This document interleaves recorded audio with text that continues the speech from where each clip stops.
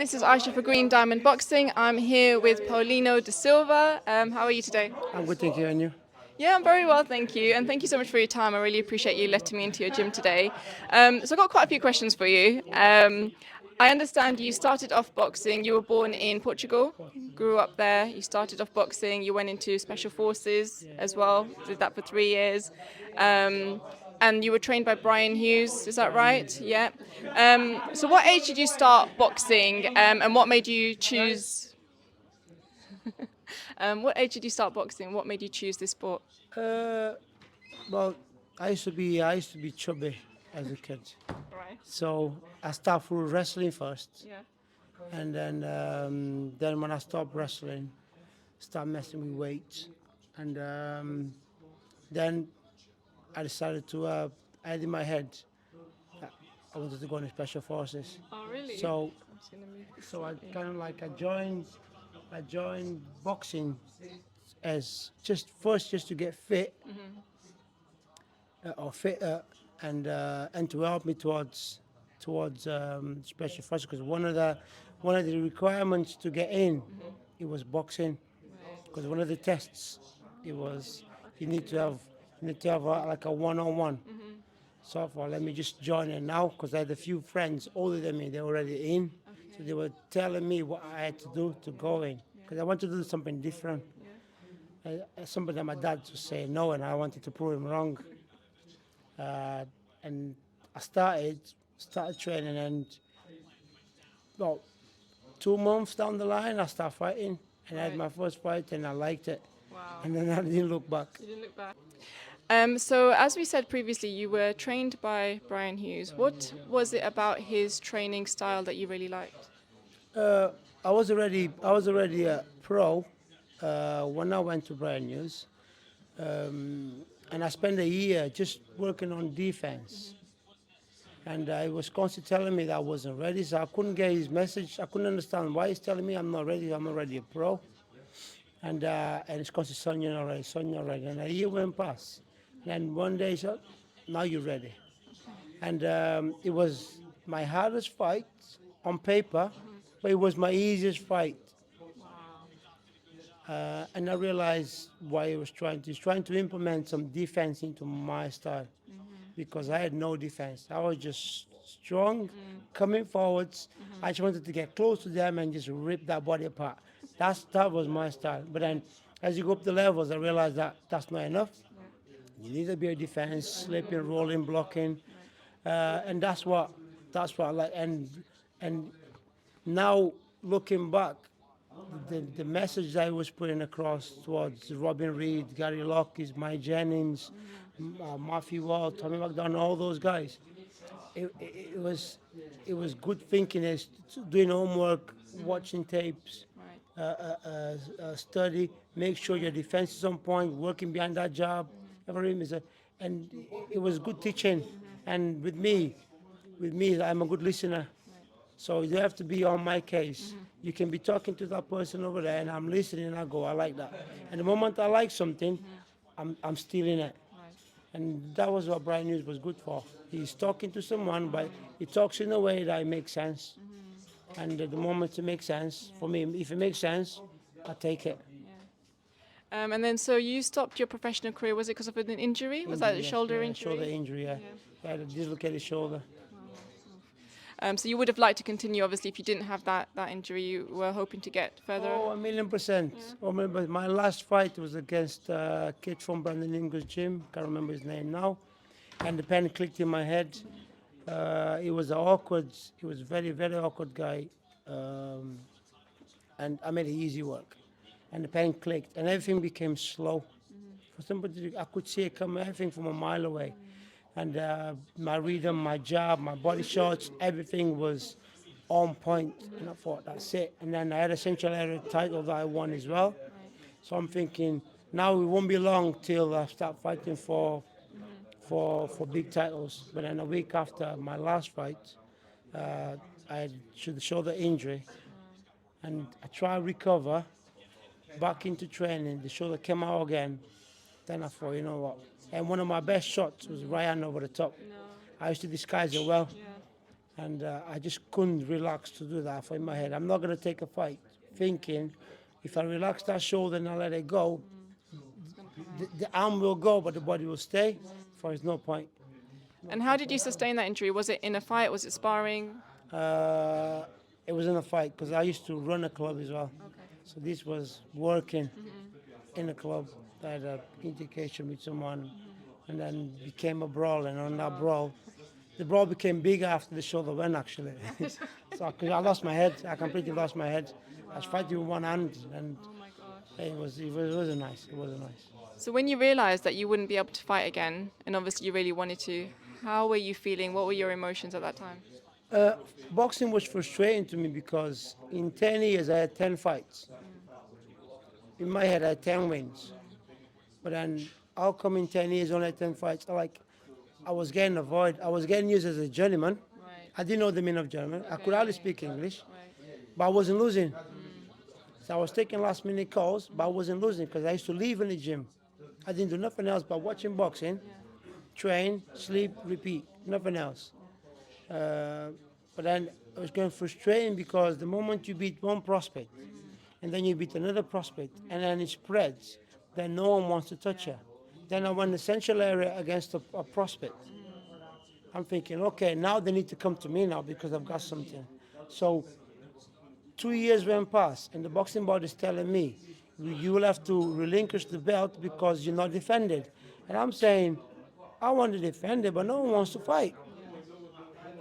And backwards and then frustrating. Then I start working on the doors, start running the club. And the moment you start going on that route, then boxing for me was like it was painful. Yeah. It was painful. So, and then when the injury happened, it was with my body telling me you can't do professional boxing and work until 4 o'clock in the morning and having 4 hours sleep and back in the gym because that was my life. Wow. Training till 4 o'clock in the morning, be gym for 10, do what everyone else is doing, then go home, sleep for 2 hours, wake up, pick the kids from school, go for my run, and go to work. How I did it, don't know. But I put in my head that for one day it's gonna change. One day, I'm one of them is like, I'm patient, and I keep thinking, keep working hard, and one day it'll pay off. But then what happened was one day my body just went pop. My back used to go a lot, my knees. Okay. It wasn't nice. But I just was always hoping that one day it's gonna change. But one day my body just went, can't do it no more. When was that deciding factor that you just said, okay, I can't do this anymore? So from the knees went to the back. From the back, when the shoulder injury happened, the second time it happened, that's when I thought, can't do it no more. Can't do it no more. Took a year off boxing, put loads of weight on, then only came back into boxing just for fitness. And that's when Brian Hughes retired. And then the gym was falling apart. And then we decided to do a team. Said, you're good with the training, you're good helping. Let's start building a team up and start coaching. I thought, why not? I was actually good at it. I thought, I'm actually good at this. I never thought about that, but I'm actually good at giving instructions and showing. And that's how we started. Then I changed the page from fighting to coaching. So how long have you been coaching for now? Since 2012, 2013. Okay, so it's been quite a long time then. quite a long Yeah, time. yeah. Okay, It's quite a that's long time. right. And what is your coaching style, or what is it that you tell your fighters, like some fundamentals that you want them to definitely know and take away from the classes? Well, my priority will always be defense. I really get annoyed when they get hit. I really get annoyed. I get migraines when they get hit, No way. and I'm not even in the ring, and I get migraines. And you need to have that rhythm, and you need to have a good job. And then with the rhythm and the job, then whatever comes after that is what the rhythm and the job tells you. But behind the rhythm and the job, then the doors will open, and whatever door you open, you gotta take it. So that's but then at the same time, every one of them are different. Every one of them get their own rhythm because they're all different shape, form. So then I can't give everyone the same ingredient. Everyone's got different ingredients, but to achieve the same goal. So do you have to study your fighters a bit as well to know what kind of drills to give them and what to work on with them? I need to get to know them first. I laugh and I joke. I want to know their personality, what triggers them, what they like and dislike.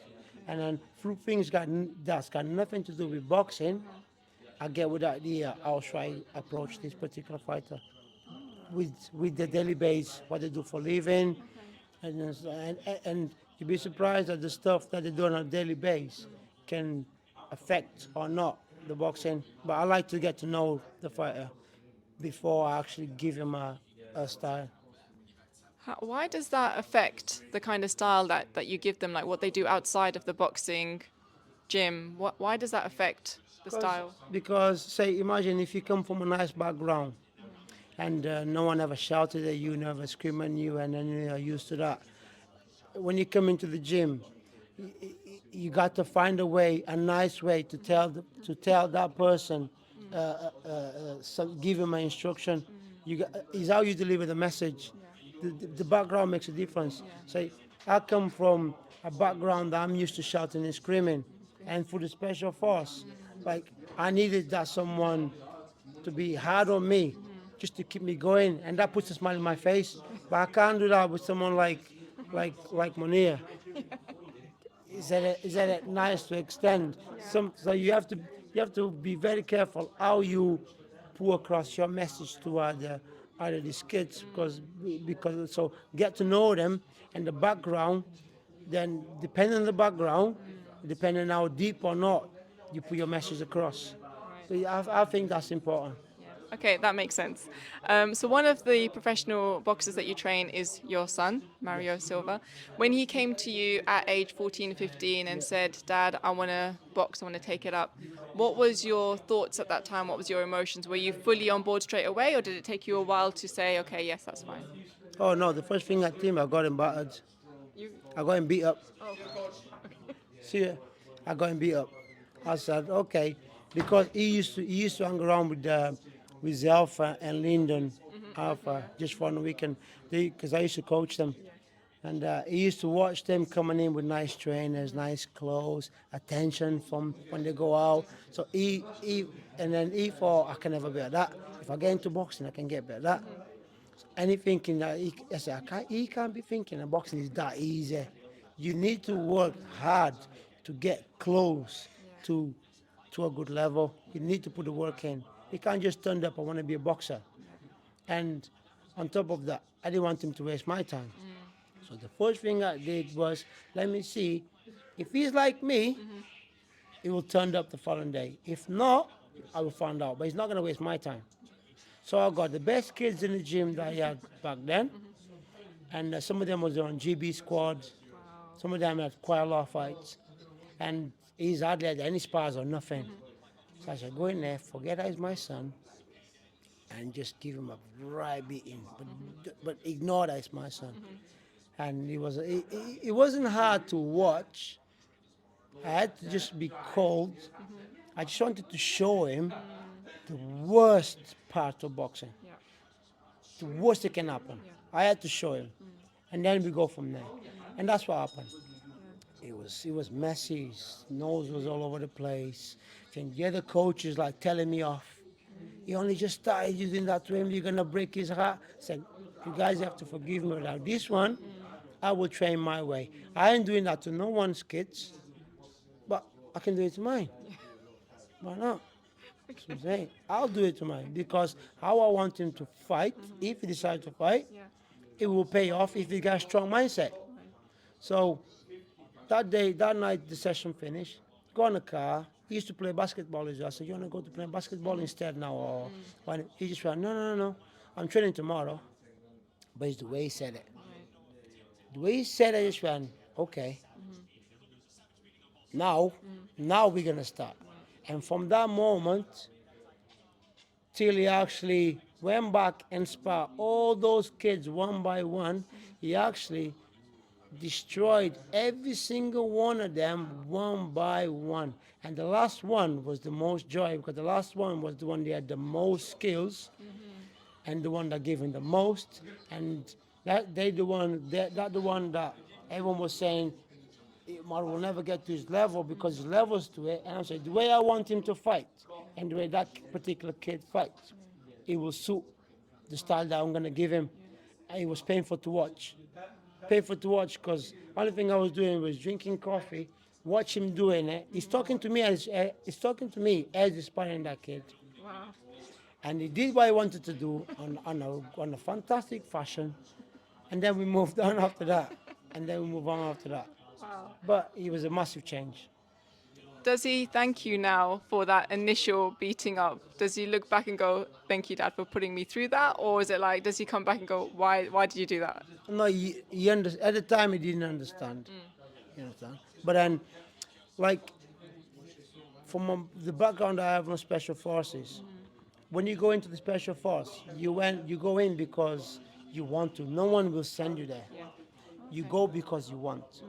But then when you're there, your first 6 months is hell.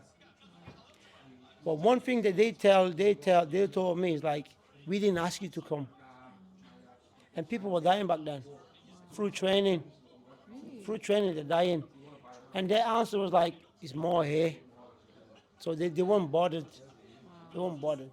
And I had to understand my role and why I went there. And understand that what they're doing is trying to break me mentally. The moment I understand, the moment I understood why I'm there for and what do I want out of this, it was hard, but mentally became easy. Then I'm doing the hard stuff with a smile in my face.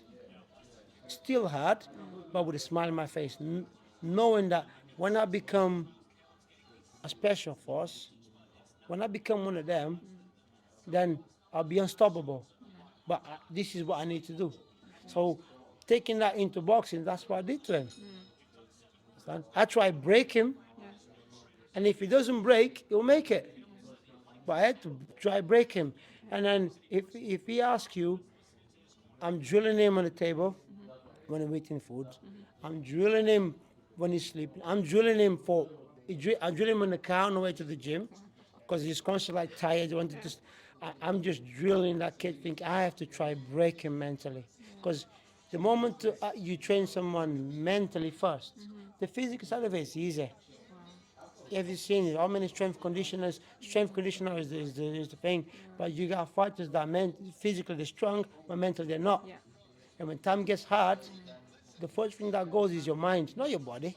It's your mind. And what I did was prepare them mentally first, and then physically, it's just a matter of time. But the mind, for me personally, the mind comes first, and that's what I did. Absolutely, and that's something that I've been wondering as well, is that how can coaches and trainers support their fighters mentally, because it is a huge mental strain. Fighting in the ring in front of a lot of people sometimes, cameras, lights, all of that stuff it's a lot of pressure. Yeah. So you said that you obviously train Mario that way. What do you do for your other fighters to kind of help them mentally? I do that a lot. It's one thing I do with training. I do talk a lot. Sometimes I feel like I talk too much, and it's not enough physical. But at the same time, I think I'm not going to change my way of sit down and talking to them because it's easy to tell someone to throw double jab by hand. Yeah. But it's harder to tell that someone why you should throw that double jab on that particular time and what you're going to get out of it. So you need to sit down, you need to talk to the fighter. You have to make him believe that that's the right and that's the right thing to do. He's got to trust you. He needs to understand he needs to understand the message. So after training, we sit down, we talk, we have a laugh.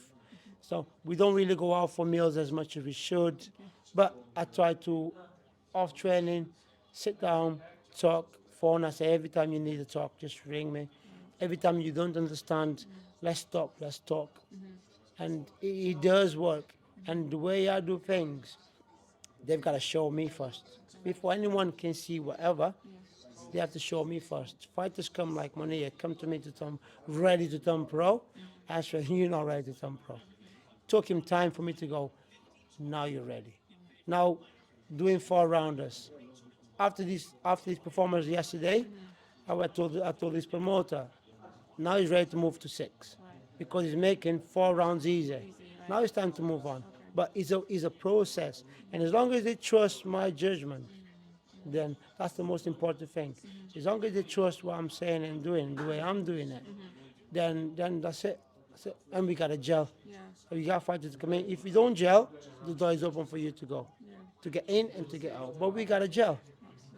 We got to gel. So you said about talking to your fighters and just having like chit chat, conversations, having an open door for them to talk to you about, anything that's on their mind. But how do you make them mentally strong? Like, how do you prepare them for defeat, for example? How do you prepare them for all the other mental strains of the career of boxing? That's easy. You always have to expect the worst in the boxing ring. Always expect the worst. Yeah. Take care. I talk about fighters getting knocked down, taking a knee. I talk about the worst that can happen. Understand? And if you approach and you speak about the worst case scenario of boxing and have that in mind, then when you're working, and you have that in mind, the fear factor needs to be there. So I try to drill them and show them that if you don't do this right, that can happen. If you don't do this right, that can happen. You have to approach. You have to say it. You see coaches and fighters that we don't talk about getting knocked down or or getting knocked out because that's being negative. No. That can happen. So why not talk about it? That can happen. Your legs go jelly. What do? You fight back or you take a knee. I say, son, that's the consequence of you dropping your guard. That's the consequence of you not moving your head. That's the consequence you don't have a good defense. And the consequence is take that knee. Take the count, get up, make sure it doesn't happen again. That's the advice that I got. I got once. It happened to me once. Couldn't feel my legs. I seen him coming to finish me off. I took a knee. I got up. I was laughing because it was a mistake that I did. Okay. That round, I brushed off that round. Yeah. Constantly moving. Yeah. Make sure that round I lost that round. Yeah. I'm gonna deal with it the following round. In the following round, I knocked him out. Okay. Oh wow. Okay. But I wouldn't have knocked him out if I would have stood up and have a fight. Yeah. So what I did was like I took my punishment, and it's no disgrace in taking a knee. Yeah. I took my punishment of making a mistake. Right. My consequence is take a knee. You're on national TV, and there's no disgrace in it. Take a knee. Now get up, reset, make sure it doesn't happen again. And if you done your training properly, and if you're fit enough, you will recover like that. But at that moment, if you don't take that 10 seconds, that count, you won't recover. But if you take 10 seconds and then you move, shake it off, understand? Forget about that round, start the following round. Then the following round, put the wrongs right. It does work. But you have to. And then things that happen in life, use as example for boxing. That helps. Things that happen bad to you, and heart spars, bad days in training, all these things that are supposed to be negative, you use in your favor to to turn it into positive stuff. Right. It does make a difference. Yeah. Mentally, it will make you stronger. Right. And I've got a way as well that defense work that I get to do with the fighters that is painful. Oh. It is painful. It is painful. Okay. When they're working on defense, the type of stuff that I do is painful. It can break you. But if you go through Right. and you pass, you'll make you. I can't tell you what it is, but it does work. Really? Okay. It does I'm really work. intrigued. I'll ask you does about it work. after. Yeah, it does work. What's the most difficult thing for you to train your son? Is it more difficult training your own son as it is training other people? Um, the most difficult thing is when you're not in the gym. Okay. Or when you're in the gym, Yeah. the commitment is 110%. Right. My issue is when he's not in the gym, especially when they're young. Yeah. They're young, they're good looking, and then social media, that's the hardest bit. Keep them off the social media, or put the right stuff into social media. Be careful how, when you open your mouth, what do you say? if you go out, make sure you don't drink, make sure you don't this. Watch how you treat the person next to you because that will reflect on you. Eventually, if you become a public figure, if you start doing bad things, you will come up. Yeah. That's the hardest bit. In the gym training, that's easy. Yeah. That's easy. They know they know what I'm about. They know what I'm trying to do. Yeah. I'm trying to elevate myself through them. So, and it's a joy. And every time I see improvement, that like they win, I win. They lose, I lose. They mess about there, it shows. And the only thing I go is, son, the last thing you want is be embarrassed on national TV. The last thing, because in the boxing ring, when you've been messing about, is a lonely place to be. You don't want to be messing about and expect to jump in the ring and still do well because it's an easy fight. It's no easy fight. It's how you make the fight. If you look at an opponent, you think, oh, just a gentleman, I'll walk through him. And you go partying, that gentleman that day will decide to have a go. And because you've got no legs in you, because you've been doing whatever, that gentleman now has got a chance. I think that's what happened to Ben Whittaker. I think he took his opponent, he took him serious in the first fight. On the second fight, I think you'll have him because it won't be like the first one for sure. It's like George Groves and Carl Froch. I always wanted to fight Carl Froch. I always wanted to fight Carl Froch. So I studied Carl Froch like in my head. I knew in my head I always thought I could beat Carl Froch. Behind a tight defense, pressing with a tight defense, and a good job, can have it. And but it never happened. But in my head, I always thought I could fight for Carl Froch. Then when Carl Froch fought George Grove the first time, I thought that's not the Carl Froch that I know. And then the rematch, I think in the gym I was the only person who said Carl Froch will have him. Trust me, that first Carl Froch is not this one. Trust me, this time he will get up for it. And then everyone saw what happened. Yeah. I wasn't surprised. Yeah. And it's actually there's a video on that. I'm the only one in the gym saying Carl Froch. Wow. And but it's one of them. But I never take our opponent lightly or think I'm going to be okay. The moment as a fighter you think you're going to be okay, that's the moment that you're going to have a hard night Right. or even lose. Absolutely. People talk about boxing being quite a lonely sport for the fighters. Would you say it's also quite a lonely sport for the coaches and the trainers?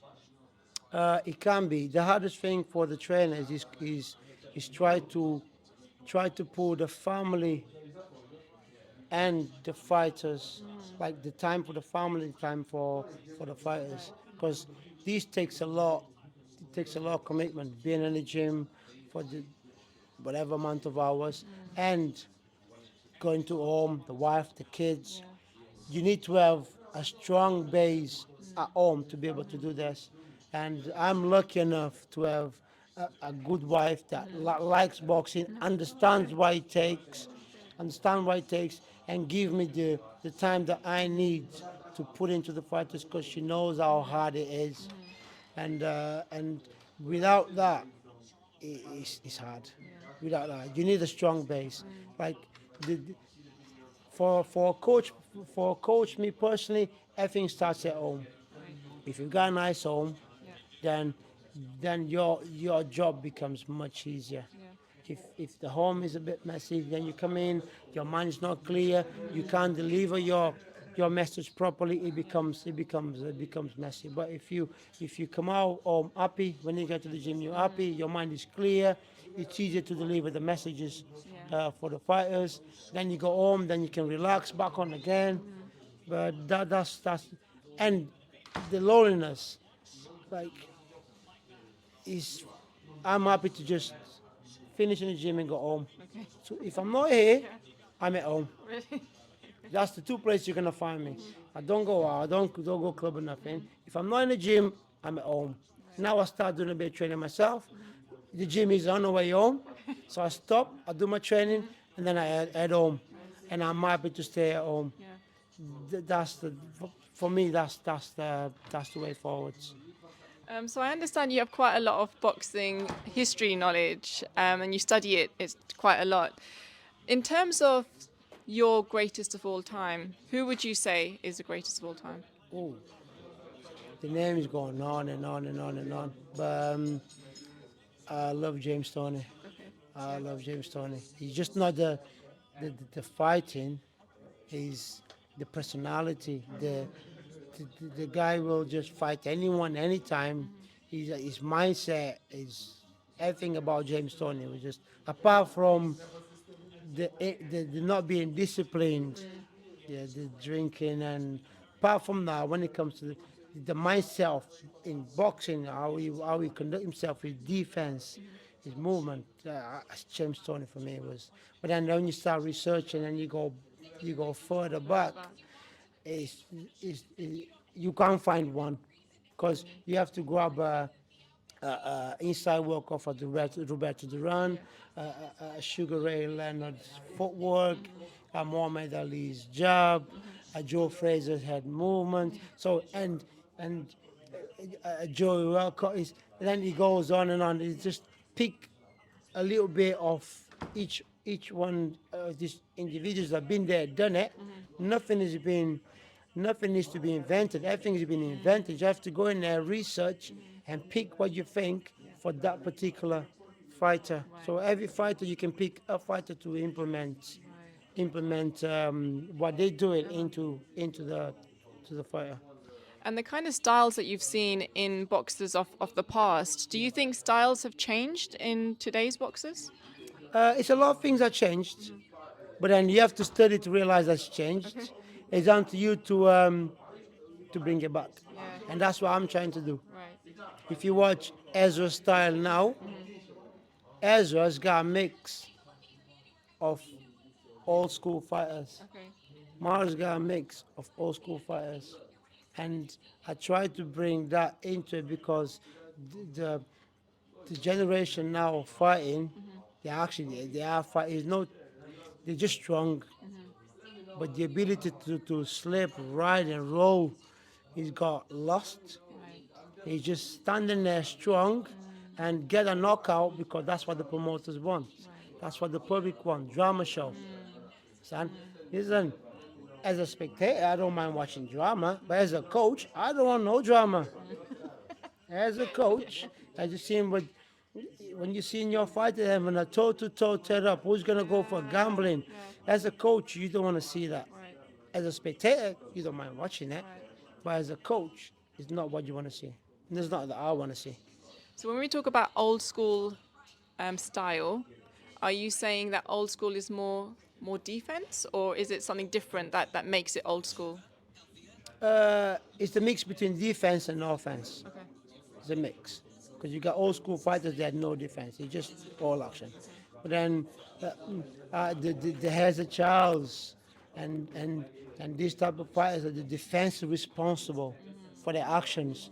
That's the type of style that I want to implement into anyone that comes to me. You have to be defense responsible for your actions. You need to know when to throw, when not to throw. You need to know when to engage, when not to engage. That's the type of common sense that I want to implement to everyone that I've got in the gym. It's been really lovely catching up with you. Thank you so much for your time. My last question is just about the recent fight with Conor Benn and Chris Eubank Jr. Obviously, we're watching it again over here. Talk to me. Obviously, they did trade quite a lot in that fight, which is something you've said that you wouldn't want to see your fighters. No. What did you think of that fight? He had more. It was good to watch as a spectator. It was good to watch, and it's the emotions and how the fight played out. Conor Benn started fast. Eubank took his time. He stood on his face a bit too long. He done technical stuff that I not seen it before that it worked out well. It's done. And he switched off. He got clipped with that 1-2 that everyone knows that you need to stay away from that 1-2. But then he had to start digging deep into it to actually, the physicality then came into play at the end. And that's what gave him the edge. And how he played out at the end, it was how it should have played out. The bigger man won. They both got hot. but the bigger man won. The weight eventually paid off. Then you could see how much the rehydration clause worked against Eubank. Hopefully in the rematch, that clause is out the window because he's won. Hopefully on because he's the winner, that won't come into play. You will see a different Eubank, a sharper Eubank, because it takes your punch resistance away, the fact that you can't rehydrate properly. Um, but listen, the right person won. The right person won. The Eubank senior entry. That even my wife was in tears, looking at thinking that was, of course, she didn't know who senior was. Okay. She was upset the fact that the father is not supporting the son. How come the father can't support the son? I'm trying to explain that. Like, they both got a similar character. They're both strong mentally.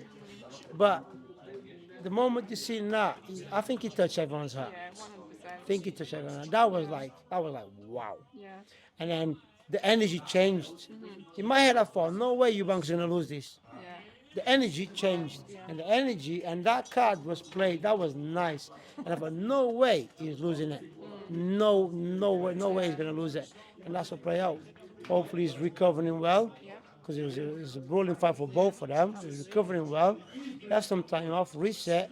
Apparently, it's gonna happen again in September. We'll see. We'll see. Yeah, I don't We'll know. see, I don't know but- if it will happen, but the rehydration clause, if that does get taken out, because Eddie Hearn in the press conference afterwards was talking about, it's actually dangerous for Conor Benn as well. Yes, it is. If the rehydration clause is not there, is that not more dangerous for Conor Benn? He definitely be more dangerous for Conor Benn. He dangerous. It doesn't matter how hard he's going to train for. You can clearly see that Leo shovel and he's going flying. You can clearly see the physicality played a part. And Eubank fully ready to go, then the punches will be different. His intake will be much easier. And so even you have to respect Connor's power, and he can knock you out if you stand there too long. But that will make a. But then if that's not any second fight, I don't think he will have a second fight. If that comes, may just stay on 147. Go and fight the 147s out there. Go and pursue that world title at 147, and leave Kushibank alone. He didn't win. Doors closed. Move on and let Kushibank move on with his career. Absolutely. Coach, thank you so much for your time. How can people follow you and what you're doing in the boxing world? I don't really like, because I'm bad with social media. Oh, okay. I don't advertise. I don't speak much. People come to me through word of the mouth. They come, they either like or they're not. Right. But I don't. For me, it's not about following. I'm not what about following. I'm not. Trust me. When I got to gym, it was only for me and my son. Right. It wasn't for no one else. I wasn't expecting no one else. Right.